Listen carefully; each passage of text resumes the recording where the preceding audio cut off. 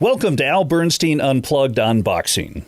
In a 40-year Hall of Fame career, Al has chronicled some of the greatest moments in boxing history.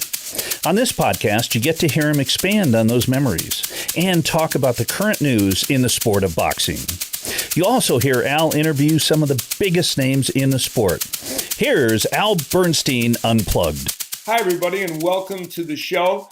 This one's going to be a very fun show because we have a terrific guest on this episode, Glenn McCrory, who is a former cruiserweight champion, but even more importantly, for 25 years or more, was the principal analyst on the Sky Sports broadcasts of boxing in the UK, and still works in broadcasting over in the UK. He is a fascinating and delightful and engaging guy, and I think you will enjoy the visit with him. I also have a flashback for this episode that is one of the craziest experiences I've ever had. It's connected to boxing, though not exactly.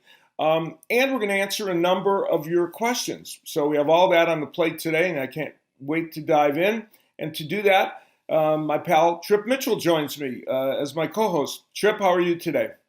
Just great. And the feeling around boxing that I'm getting is we are very close to having some great news. Yeah, I think, yes, that's a good way to put it. There's no question boxing's going to resume in June and pick up intensity in July. And of course, it'll be handled as we saw the UFC being handled with without an audience. But nonetheless, I think it's going to be a good experience for the fighters and for boxing fans, and it'll be beginning of getting boxing action going. So I agree, we're getting dangerously close to having boxing action. So while you've been off traveling around the country, you picked up something new. Cameo, and you're in danger of becoming the source. Families are going to you now for the answer. Tell me about that. Yeah, I've been on Cameo now for about a month or so, and I've had a whole bunch of interesting requests. Cameo, for people that don't know, and they can go to cameo.com and check it out and just punch my name in if they're interested in getting me to do some kind of special video for you. What it is, it's a customized video where you tell me what you want me to discuss, or maybe sometimes it's a happy birthday wish, sometimes it's somebody that got a new job, or in some cases, like what happened to me this week, somebody wants me to settle a family feud, which thankfully had to do with boxing, not their interpersonal relationships, which would be a little more dicey.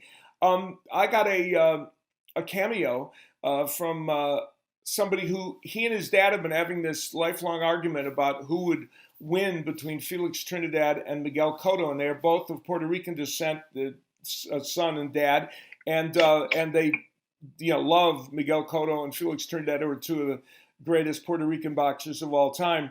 And I had to settle the argument, or at least give what they considered to be an opinion that they would be interested in. And I did end up picking by a very narrow margin. I pointed out that it'd be a tremendous fight if those two could have fought, but I gave a slight edge to Felix Trinidad because of his height and reach, and I thought that might be the difference, but I thought it would be a great, great fight. So hopefully I didn't cause any news sparks in the family, but that's the Cameo thing has been so much fun because it gives me a chance to do some personalized message for people, and they've been getting a kick out of it. So if you're interested, just go to cameo.com and plug in my name, and I'll be happy to do a personalized message for you. That's fantastic, and this could be a whole new career. You will go on and you will talk about fights that never happened and pick a winner. This is a new show for specific people. So that's a perfect thing. Yeah, no, it's fun. I get a kick out of doing the messages because they're all varied and different. So it's a fun thing. And we've got a little bit of not boxing news, but at least some boxers talking about making news, don't we? Yeah, Chris Eubank Jr. is talking about fighting Charlo, and you have some very specific thoughts about that. Yeah, Chris Eubank Jr. Wants to fight Jermall Charlo, who is one of the middleweight champions. And that fight has been kind of germinating because when Chris Eubank Jr. fought Matt Korobov some months ago, it was a truncated fight because Korobov hurt his shoulder and Eubank won on TKO stoppage because he couldn't continue. A referee stops contest, but Matt Korobov had previous to that fought Jermall Charlo and fought him very well. It was a decision win for Charlo, but a very, very close fight. And Korobov, who's a good fighter, was the underdog against Charlo. And in the first round against Chris Eubank Jr., to be honest, Korobov was getting the better of Eubank Jr., and everyone expected that to be a terrific fight. Didn't turn out that way. But Chris Eubank Jr., who amazingly is now 30 years old, hard for me to imagine that because it seems like, I started doing his fights in the UK when I was doing fights for Channel 5 over there, and some years ago, and now all of a sudden we turn around and he's 30 years old, which isn't old, but it's the time when he wants to be getting yet another chance at a world title, and he wants to fight Jermall Charlo. I think that's a fight that could happen. Whether it happens in this calendar year when we may or may not have fans in the stands to add to the commerce of a fight, that remains to be seen. But I think it is likely a fight that would happen and would be a very interesting and exciting matchup. So it could be pretty intriguing. So we'll see if that one takes place. Well, on this show we do flashbacks. That is a feature that in which I get to look back at things that have happened in the world of boxing. And so here is this episode's flashback. This isn't exactly a boxing flashback, though it has to do with a major boxing match. Back in 1987, when Sugar Ray Leonard fought Marvin Hagler, I was there that weekend for a couple of reasons. We were doing our doing our Top Rank Boxing show the night before that fight, and it was we were doing it out in the outdoor arena where the Hagler Leonard fight was going to be. I also had something else I was doing that weekend. I was doing my music show, which I often did before those big fights in the 80s. So for a 3-night engagement, 2 nights leading up to and the night of the fight, I was doing my music show at the Caesar's Palace in the Olympic Lounge. And as was always the case when I did those, we attracted a very eclectic group of people. And on this particular occasion, I remember this was opening night of it, and we, Michael Landon was there, Victor French. They were from the show Highway to Heaven, I think they were doing at that time. John Madden, Tommy Hearns. We had, a whole array of show business and sports entertainment people on hand. And that was also the night when Neil Diamond came in and gave me a little advice on a song afterwards, which is another story for another day. But here we are doing this, and so I start my show, and I'm about 3 songs in, and things are going along very well. And I'm walking off to the left part of the stage, and sitting my stage left, right near the stage, is Butch Lewis, the former boxing promoter, and Marion Barry, the mayor of Washington, D.C. Oops. And I'm looking down, and all of a sudden, I look down, and on the table are 2 gigantic lines of cocaine. And Marion Barry took one, and Butch Lewis took the other. And they both looked up at me and kind of smiled. And I was desperately trying to just remember the words to the song. I was like, "You're kidding me, right?" Now this is in the lounge. And the interesting thing is the 1980s were a freewheeling time, needless to say. But even for the 1980s, this was pushing the envelope. So during the course of it, at various times, I looked down and there they were having fun.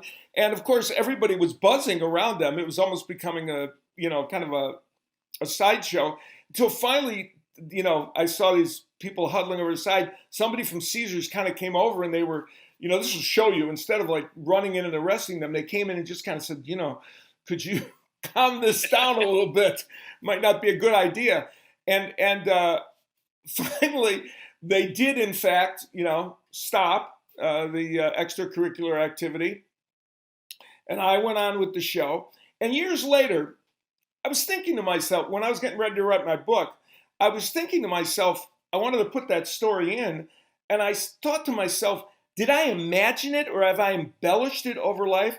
And there were a couple people that when I mentioned I was doing the book to, and every person of these 3 or 4 people that I mentioned I was doing the book, one of the first things they said was, you're going to put in the Marion Barry Butch Lewis story, right? So that told me that, yes, it did indeed happen. So somehow I managed to remember the lyrics. They didn't get arrested, and we went on with the show. But it was, for about 15 or 20 minutes, it was a fascinating scene at the Olympic Lounge in Caesars Palace. Well, what was great on a big fight weekend, if there was a big Saturday night fight, you guys would come in on a Friday night. Vegas was so much fun. And then in working with you previously, the weigh-ins are almost a story to themselves on the Friday. So when boxing gets going again, fans coming in, even if you don't have a ticket to the main fight, there's tons of great stuff to do in Vegas. Yeah, there really is. And it is. And I want to give people advice. If you come and see me perform, maybe at the Tuscany Hotel or some of the places where I do shows prior to a fight, please don't do what Butch Lewis and Marion Barry did. It might get you in trouble, and it will distract me. And now, in my current state, I would forget the lyrics to the song. So we have I mentioned we have a very eclectic and wonderful guest for this show. He is a former cruiserweight champion. He is he was a commentator on Sky Sports and continues to do commentating for various UK outlets. He is one of the most interesting people in boxing, I think, and I've been anxious to have a chance to chat with him, and we did, in fact. Here is my conversation with Glenn McCrory. Glenn, I appreciate you visiting with the show. I've been wanting to do this for a while, and I'm glad that we could work it out. I'm very, very happy, Al. It's great to see you. It's it's a real honor, to be honest. Well, I'm happy to have you. You are. We're going to get to your broadcasting in a little while. You and Ian and all the great broadcasting you've done over the years and continue to do in Great Britain and in the UK. But I wanted to ask you about, in our current situation now, we're just on the cusp of boxing coming back in a different form, but nevertheless coming back for fans so they can watch it, at least on television. How anxious are the fans in the UK, and what do you think their expectations are of the sport when it comes back? I think obviously it's a terrible problem that the world is facing at the moment, and it's very, very sad.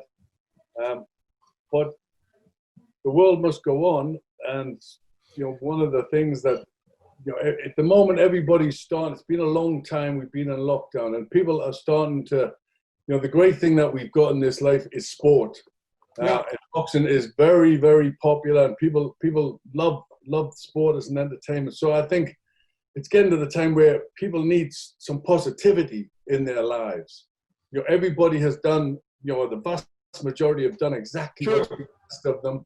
And, we're getting a hold of it, and we're getting it sorted. But there's a big problem that we do need to get back to some form of normality as quickly as possible. Or there's going to be a massive problem with people's mental health, because we just can't keep like this forever. And one of the things, as I said, that is our enjoyment is I mean, it's for the likes of myself and yourself, it's our lives. It's all we've done for so many years.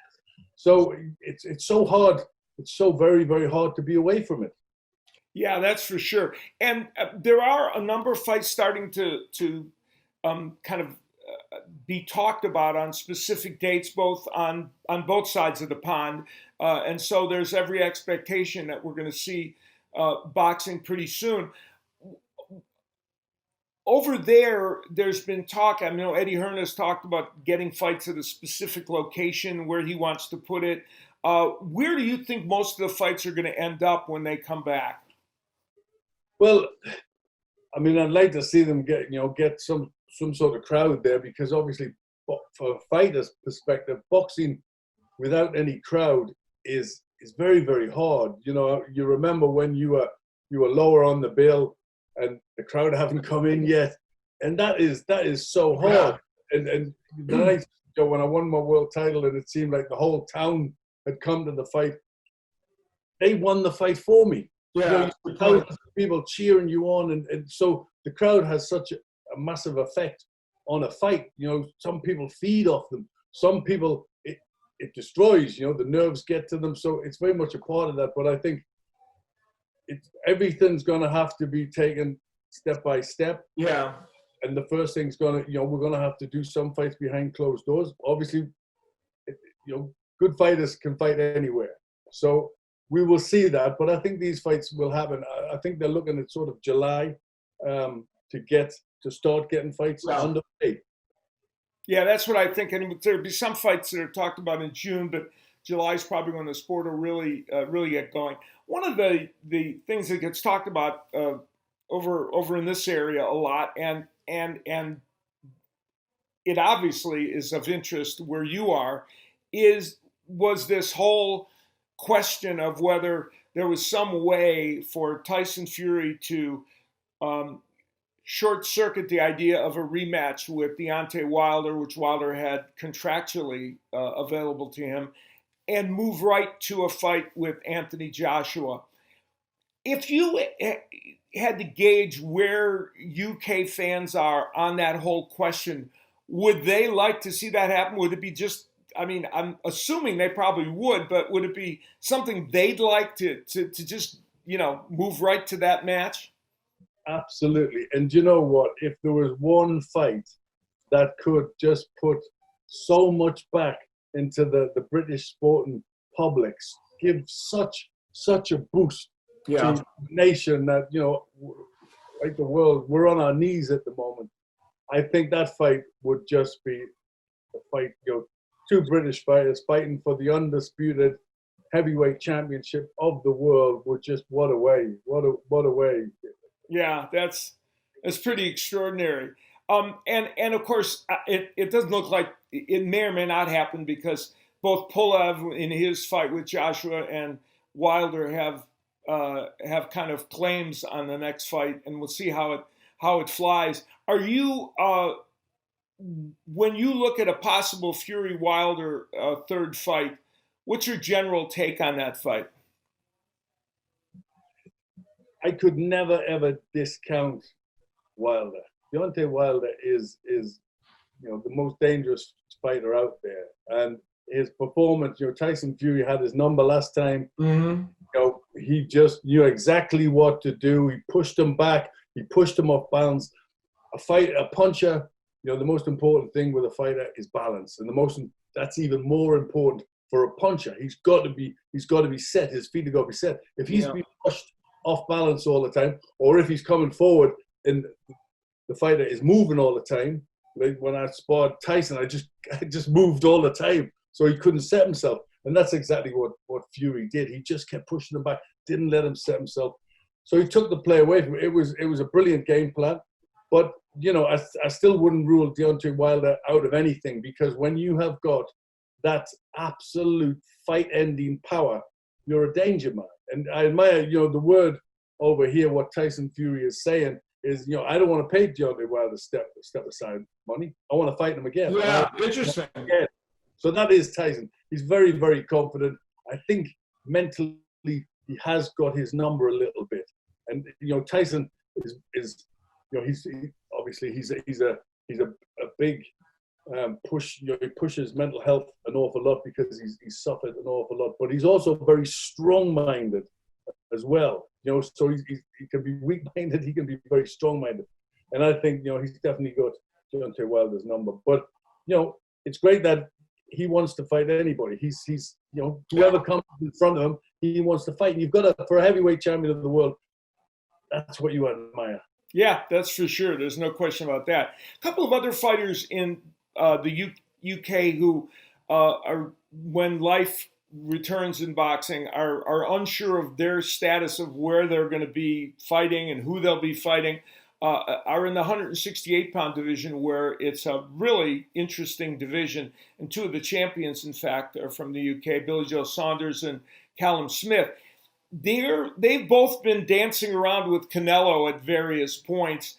Where do you think they'll land in terms of how they proceed in the next 6 or 7 months as the sport gets back? Well, two terrific fighters, two undefeated fighters, very, very different, but very exciting in their different ways. Callum Smith, I think, has got an excellent future. He's young, and the fights, Canelo would be a great, great fight for him because of his size. Yeah, Canelo is not the biggest super middleweight, right. And Callum Smith, I'm sure he could be a strong light heavyweight. Sure. So I think Callum Smith, that's a good fight. Canelo is a good fight for Callum Smith, because I don't know if they've, I'm sure they have stood next to him, but he is a big guy with a big punch, and when he's in with it, I've noticed the more challenging an opponent, the better Callum Smith is. Billy Joe Saunders is a superb talent, and if he's in the right mood, Billy Joe Saunders can beat anybody. It's all about if he fancies it, if he wants it, if he puts the work in. Again, if he's got the challenge, he pulls out. He's a superstar. Yeah, it probably the only thing that's prevented him to this point is just I think he hasn't been as consistent probably in his approach to the sport as they would have liked, I would think, and maybe that's a little bit of what's held him back a bit, even though he's had an excellent career, to be sure. You are, I alluded earlier to your broadcasting skills and the fact that you are an icon among broadcasters in the UK. And you, for many, many years, worked with a gentleman who I have huge admiration for, as I do for you, Ian Darke. Why did you went almost right from being a boxer, cruiserweight world champion, into the broadcast booth.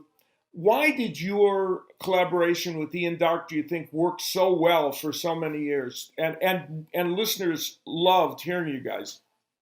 It was a wonderful thing, because when I won the world title, for me, that was it for me. I was just 24 years of age, but I'd been told my whole career I'd never win a world title because nobody from my area had ever won a world title.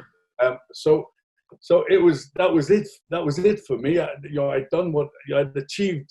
I'd achieved my goal, and then the commentary from BBC Radio that night when I won the world title in Stanley was Ian Darke, and it was a wonderful commentary. If you ever get the chance, I mean, Ian's voice is just amazing, fantastic commentator, and he did the fight, and it was brilliant. He interviewed me just before the fight. We talked, and we had a fantastic interview. When you just gel with somebody. Yeah. You see by my shirt, I love the history of boxing. And, right from a kid, I love, Harry. I wrote my first book I ever read was Given to the Angels, Harry Graham, and so I love reading about fighters. And I think Ian, when he interviewed me, he saw my love of boxing, my love of the history of boxing, my passion for boxing. And I think that came through.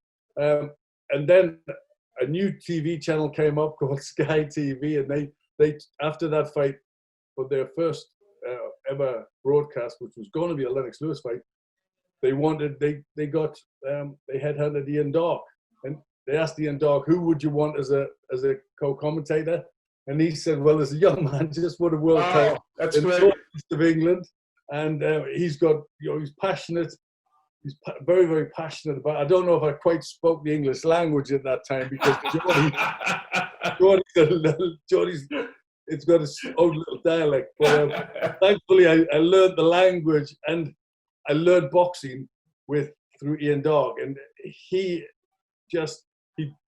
done it with journalism and then the radio. So he'd earned his stripes and he'd learned it the right way. So it was, to be honest, it was an absolute pleasure coming up, learning, you were just learning off the best, and you had him to look up to and to show you the ropes, and he'd just give you little touches of what what you should say and don't say too much, and let the pitchers talk, and just little things that helped me so much. So it was, and other than that, what an era to come through in boxing with the heavyweights of, I've been around Tyson his whole career. I was a sparring partner for him, in his Larry Holmes and Terrell Biggs. I was sparring partner for him with. So to come through the Tyson era, the Lennox Lewis, the end of Chavez and Oscar De La Hoya, and so many greats, and right up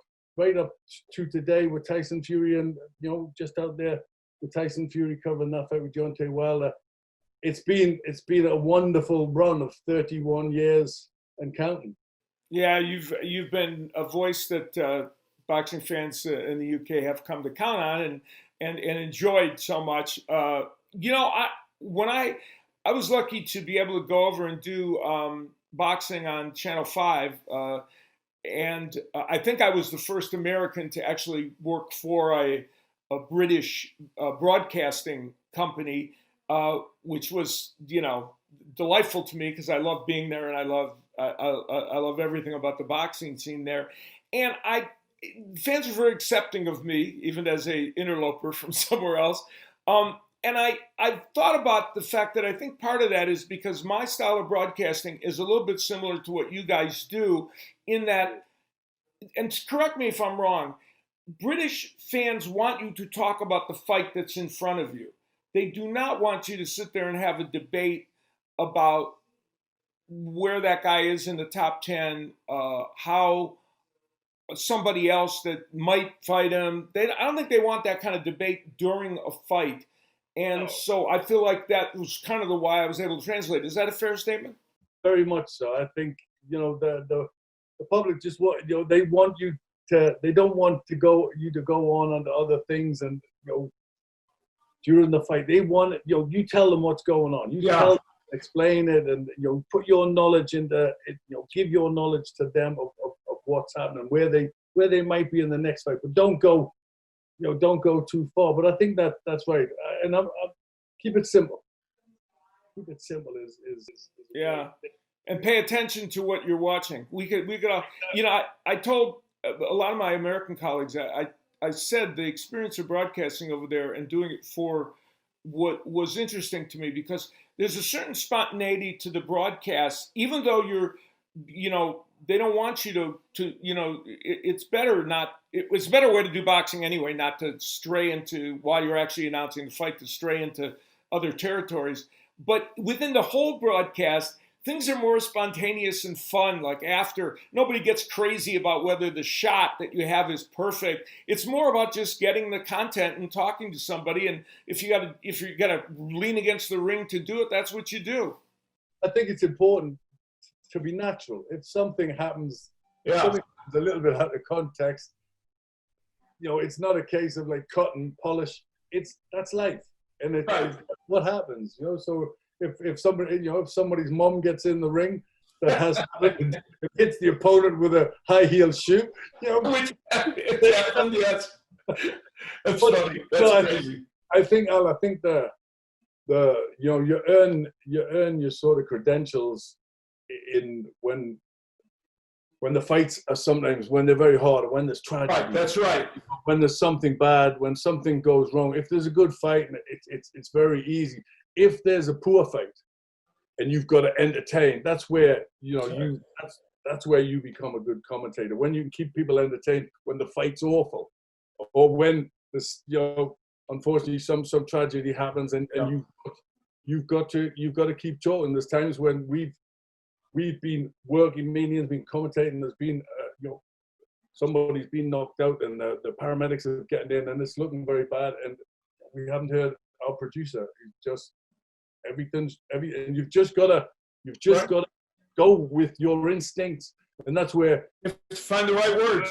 You earn your money, and also, I mean, I'm sure you were there as well. Fights like Galota and Riddick Bowe in New York when there's a riot. I remember Ian Dawkins sitting under the table, and I'm standing up, and the whole place is kicked off, and I'm standing up, still commentating. It's crazy. Oh, that's funny. That was a crazy night, to be sure. Well, you and I have something else in common in that we both have strayed into the world of entertainment. I do a lot of musical performing and singing, and you, over the years, and you have done acting. You have been in shows, TV shows and movies. You even, which I was extraordinarily impressed with, did live theater in England, which is the highest honor of all because theater in England is so absolutely spectacalar. And I saw a quote where you said you would have thought about even making that your major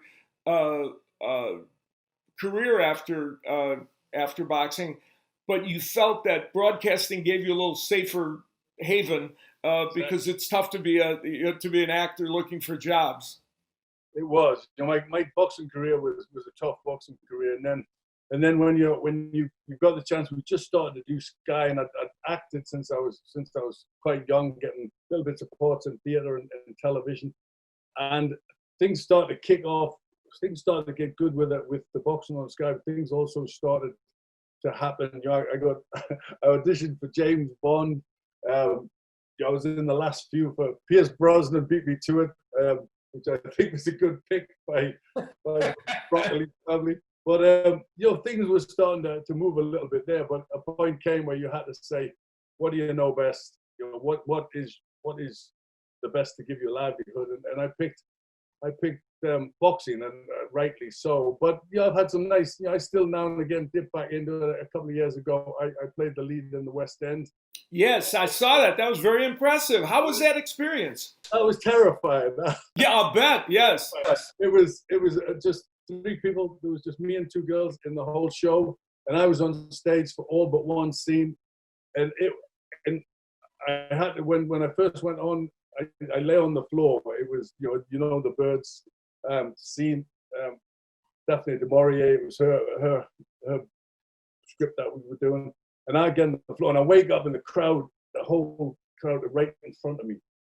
And it was, till that point, I didn't know if I knew the script. It was very like, I was shouting at the 2 girls that were with me. I was doing all this before curtain went, and they were like, "What are you doing?" It's the only way I know to warm up. It's the only way I know. That's funny. But it's when you've got that much nerves, we work really hard, but you do it. You do it, and it's amazing. If you set your mind to do something. I've got no real education. I never finished this. I would think that was a bucket list item for you to do a live theater performance like that, especially in the West End where theater is so revered. I've done a few things in my life where you just think you are gonna just die in front of everybody, or you're gonna take off. And sparring with Tyson, everybody said I just won a Commonwealth title. I was a cruiserweight, and everybody said you're completely nuts. James Tillis, who I worked with, I trained with, and he said, "You've got to come over, Glenn. You'll be okay. Your movement, you'll be able to do it." And it was brilliant. It was very, very tough. It was, Mike, you were days, and he said he took no prisoners in sparring. No, and that was very, very tough. And doing the theater, that was something right until the curtain went up. I did not know if I had remembered it because of an hour and a half of it was. And then just recently, last October, I climbed the 8th highest mountain in the world. I saw that. That was pretty extraordinary. You're an eclectic man, a Renaissance man, Glenn. That was just plain stupid, Al. It was just that was the hardest thing. I can't even imagine. What motivated you? You just felt like you needed to conquer that? I think it was Jameson's whiskey, to be honest, Al. I think that might have had something to do with my decision. But it was it was just something that I thought I was supposed to be doing Everest. You know, as we speak, I should have been just completing Everest, and we're doing it for charity. I got asked to climb a couple of years ago, climb Kilimanjaro with a young man in a wheelchair.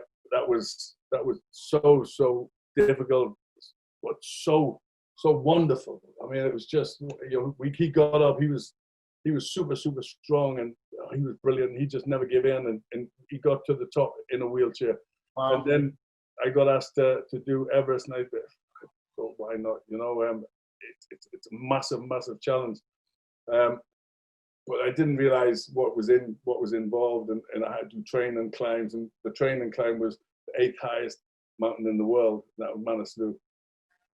And that was just, I watched a woman, Camp 4, a woman start to make just next to me, 4 foot away. She started sounding a bit uncomfortable. She had her oxygen on, and our Sherpa was trying to sort of help. And I started to film it. You know, I thought it was a joke. She collapsed and died right in front of me. It was, and watching people fall in crevasses, and it is just another world. It is just the hardest thing on earth. You lose a glove up there, and you're dead. Yeah, so you've lost a hand in 20 seconds. It is those people. Wow. Well, you came through it, which we're very grateful for.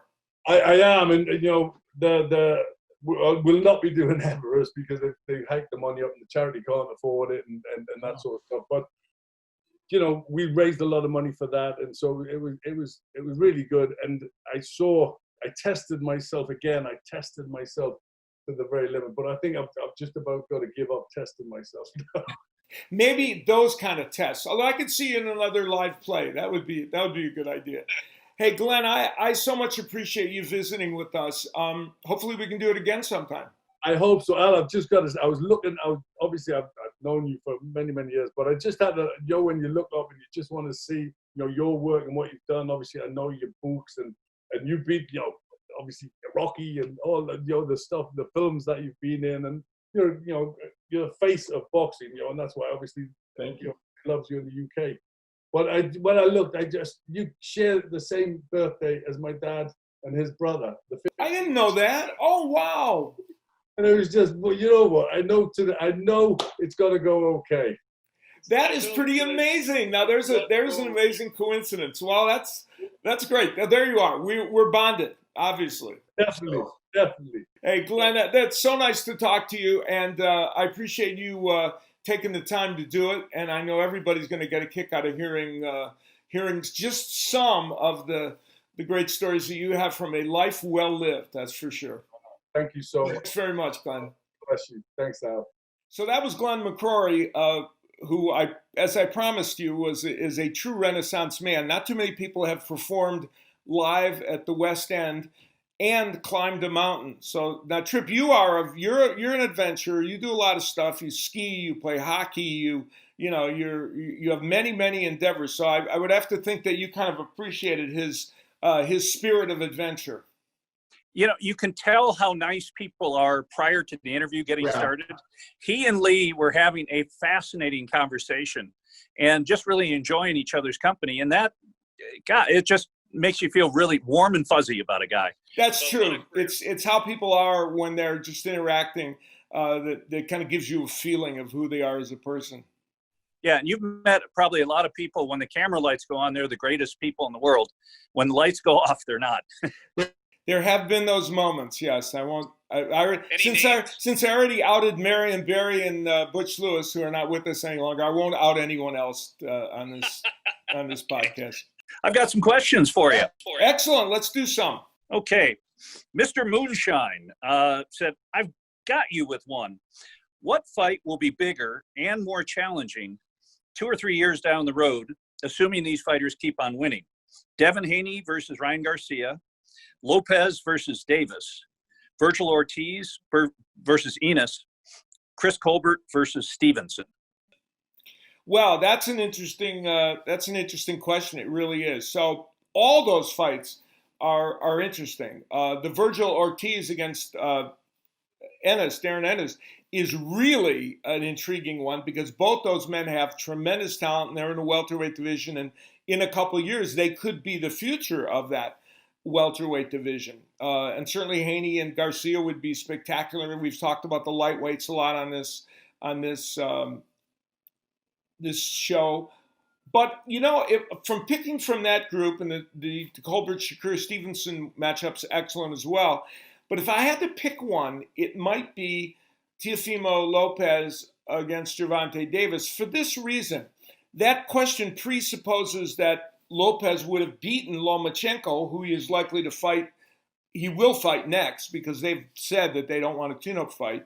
So let's say that suggests that he beats Lomachenko. That means Lopez would have stamped himself as certainly have argument to being the best lightweight. If Gervonta Davis is still winning 2 years from now, and maybe he would have fought somebody like a Haney or Garcia if he was still winning, I think that fight, because of a lot of the elements it would have going on, might end up being the biggest of that bunch. But every one of them is good. Okay. This question comes from Phil Thompson, and he said, do you really think that Mike Tyson will fight again? And Phil said, I hope not. I don't want to see him on his back bleeding through the nose and mouth. That would be unique.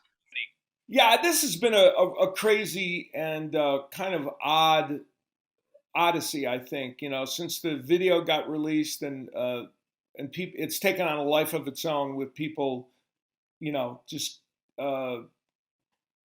going kind of crazy with their reaction to this, and many people thinking that this is a sign that Mike Tyson can fight the way he did when he was in his prime. A reminder is that when he last fought, and I did those last two fights he did against Kevin McBride and Danny Williams, he lost those fights and didn't look very good in the process. Now Evander Holyfield's jumped into the mix and is suggesting a charity match between the two of them, and Tyson has said, yeah, that's a great idea. And now they're pinning a lot of it on the charity angle. However, I have to believe that some of the reason why they will do this is to be remunerated. And if they are remunerated, and if it doesn't feel like an exhibition, that's when you get, in my opinion, you get into dicey territory with guys in their 50s who are very competitive, going after each other. So I'm going to say the chances are 50-50 that Mike Tyson does end up in a boxing ring for some kind of charity fight. And I wouldn't have thought that even when that video first came out. But now it's taken on such a life of its own. I think it's almost inevitable. And, we're living in strange times on every level. So I think this could be a part of that. You and I did an Evander Holyfield fight from the Thomas and Mack. Yes. Against the good South African. And thing about Evander, even though he was in his 40s, he stays in pretty good shape. He does. Well, yeah, now he's in his 50s, but yeah, he does. He stays in excellent condition. And, in some ways, that's part of what makes this situation even more dicey, because both these men are now that Tyson is really fit, they're probably fit enough to feel that they can do this. Oh, it should be very interesting. And then another question, talking about kind of fighters who are up there in age a little bit, do they, during this timeout, do they get replenished, or do older fighters just get older? Yeah, that was an interesting question, I thought, sent to us on Twitter. And I think it came from Percy Crawford, who's a very fine writer, boxing writer. And that is a very good question, because these fighters now, their boxing biological clock is ticking for many of the fighters in their 30s, up to their mid-30s and maybe beyond. And we're used to people not fighting much more than twice a year these days. Some try to fight 3 times a year, but doesn't always come to fruition. So this extended wait is similar to the layoff some of them might have had in any case. But if you've had a layoff already before this has extended it past where you would want it to be. And so I'm less on the side of it replenishing older fighters, more on the side of it just making life more difficult for them, pushing them further to an age where they don't want to be with a layoff they don't necessarily want to have. And so I think this works a little more to the detriment of the fighters that are older and fighting Father Time. For some of the fighters that maybe had nagging injuries, et cetera, of course, could be helpful to them to have a layoff. So, Al, traditionally, the heavyweights, the heavier fighters have been able to fight into their 30s and sometimes early 40s. There have been exceptions. Hopkins fought into his late 40s and had success. Is it still the way? Is it the heavier fighters that can probably go on a little? That was always the bromide trip. You're right. But in recent years, the lighter weight divisions, we've seen fighters go way into their late 30s. I mean, Guillermo Rigondeaux is a perfect example now. He's almost 40 years old and still very effective. And there are a number of fighters like that. So anybody especially anyone underneath the 160 pounds, they used to say, especially lower weight divisions under 135, they thought their shelf life was much less. But now, not so much. That's interesting. And better training, nutrition, and that's played. There's no question that's played a role. Staying away from Mayor Barry. Yeah, good. Always a good idea. Got a question. Hey, Al, were you ever in negotiations to work for HBO? Yeah, that was an interesting one. That came across on Twitter, and I thought, do I really want to deal with it? But you know what? I'm trying to answer everything people send us. I wouldn't call it negotiations, but over the years, I'd call it flirting. There were times dating pretty far back where there was a lot of flirting going on, and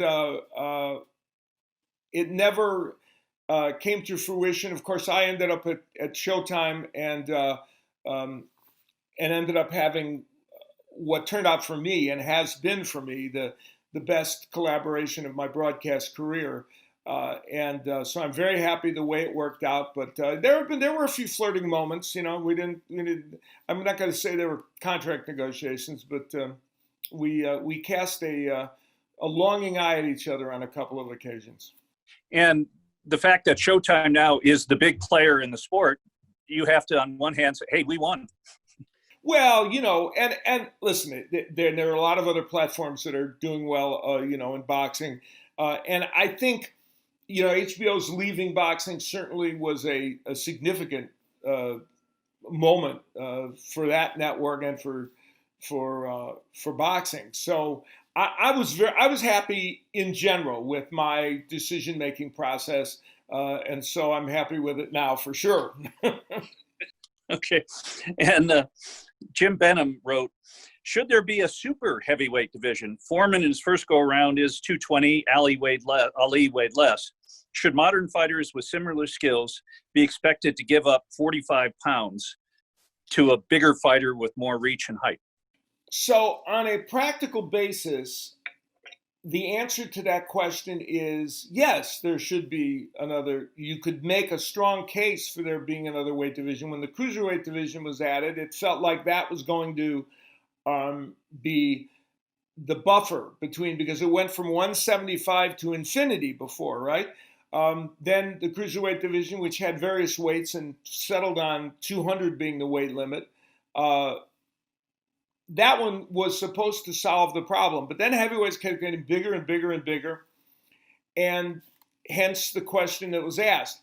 Now, I say from a practical standpoint, it's a good idea.